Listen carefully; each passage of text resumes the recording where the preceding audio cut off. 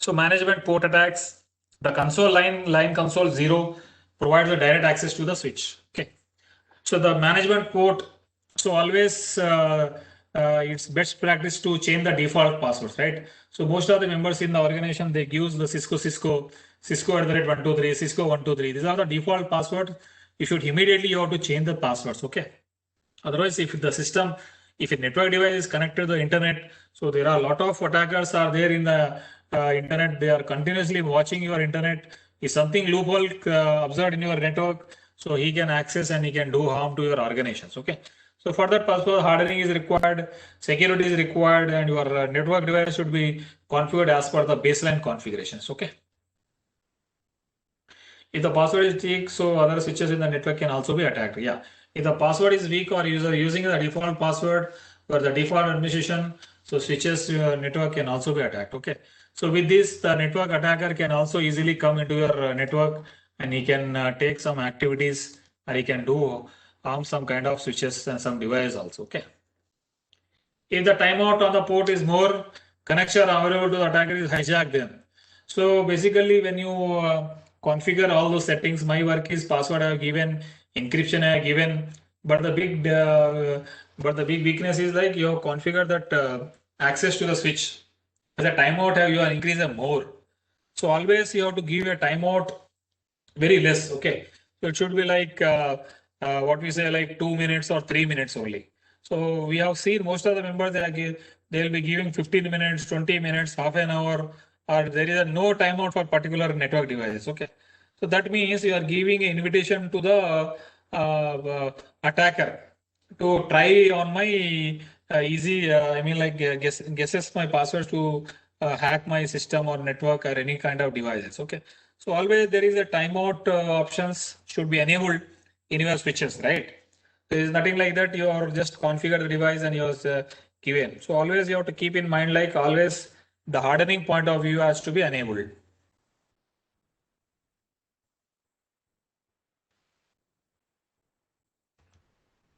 Yeah, port security. So as the ports layer 2 interface on a switch are called ports. Okay. So ports are nothing but like as you see your system cable which is connected to the switches, right? So it has some 1, 2, 3, some around 24 ports are there. Okay.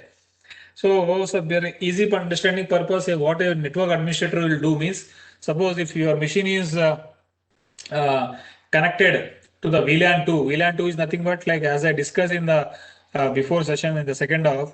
So always your machine should always connected in the VLANs. Okay. So that means like there is no chances of any kind of port attacks. Okay. So that means like the particular system has to be connected and your port security has to be enabled. And port security stops information gathering. Okay.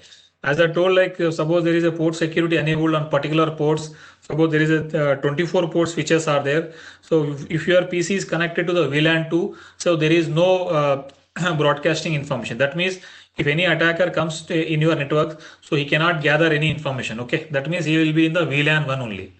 A switch can be configured as a hub which broadcast on all ports. As I discussed, so hubs, the basic difference between the switches and hub is basically used to connect. Okay.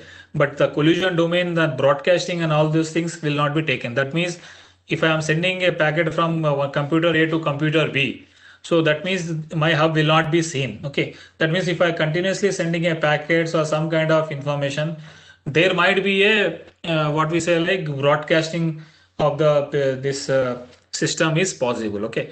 But your switch is very intelligent. So what it does is like it will stop all the broadcastings. So and also like have you observed, like I think you have seen the Wireshark, right? Wireshark lab you have seen in the day one. Yes or no? I think Wireshark, yeah. So I think you can sniff the passwords, right? So you try it by logging into the two PCs. You try to telnet one PC to another PC. In the third PC on the Wireshark, see the telnet password is also captures. That means you are not enable the port level security, or that means like the password encryption is not enabled. Okay, such kind of things. So a attacker can sniff the network traffic and gather informations. So information might be in your form of your usernames, your passwords, and your configuration informations. Okay.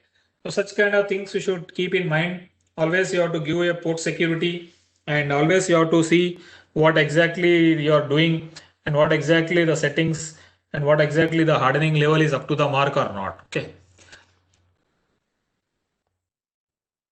Okay.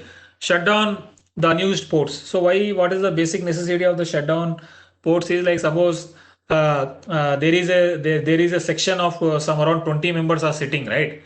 But what we have observed is like there are some around 24 port switches are there or 48 port switch are there.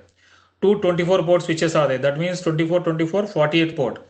But the members are around some around 30 members. That means like there are 18 ports. That means 18 ports are not in use.